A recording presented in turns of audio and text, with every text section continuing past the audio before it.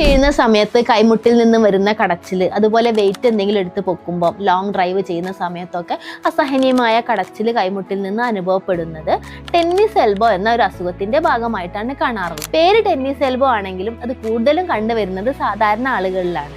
അപ്പം വേദന സംഹാരികൾ കഴിക്കുന്നതോടൊപ്പം തന്നെ ഈ ഒരു ബുദ്ധിമുട്ട് കുറയ്ക്കാൻ വേറെ എന്തൊക്കെ കാര്യങ്ങളാണ് ശ്രദ്ധിക്കേണ്ടതെന്ന് നമുക്ക് നോക്കാം. ഒന്നാമതായിട്ട് ഐസ് മസാജ് ചെയ്യുക. ഈ വേദനയുള്ള പോയിന്റിൽ ഒരു ഐസ് ബാഗ് വെച്ച് 7 മുതൽ 10 മിനിറ്റ് നേരം ഐസ് പിടിച്ചു കൊടുക്കുന്നത് ഈ ഒരു പെയിന് കുറയ്ക്കാൻ സഹായിക്കും. എന്തെങ്കിലും വെയിറ്റ് പൊക്കുന്ന സമയത്ത് ഈ ഒരു രീതിയിൽ പൊക്കുന്നതിന് പകരം തിരിച്ചു പൊക്കുന്നത് ആ മസിലിന്റെ സ്ട്രെയിന് കുറയ്ക്കാനും ആ വേദന കുറയ്ക്കാനും സഹായിക്കും. മൂന്നാമതായി നമ്മൾ സ്ട്രെച്ചിങ് എക്സസൈസ് ചെയ്യണം. അതിനായി ഒരു ബോട്ടിലിൽ വെള്ളം നിറയ്ക്കുക.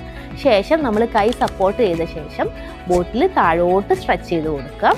തിരിച്ച് മറ്റേ കയ്യിൽ വാങ്ങിയിട്ട് വീണ്ടും സ്ട്രെച്ച് ചെയ്യുക. ഇങ്ങനെ ഒരു 8 മുതൽ 10 തവണ സ്ട്രെച്ചിങ് ചെയ്യുക. അത് ദിവസം 3 തവണകളായിട്ട് ചെയ്യുന്നതും ടെന്നീസ് എൽബോയുടെ വേദന കുറയ്ക്കാൻ വളരെ എഫക്റ്റീവാണ്. അതുപോലെ തന്നെ PRP, ക്രൊലോതെറാപ്പി പോലുള്ള പുതിയ റീജനറേറ്റീവ് തെറാപ്പി ഓപ്ഷൻസും ഇത്തരം ബുദ്ധിമുട്ടുകൾ കുറയ്ക്കാൻ വളരെ എഫക്റ്റീവായി കാണാറുണ്ട്.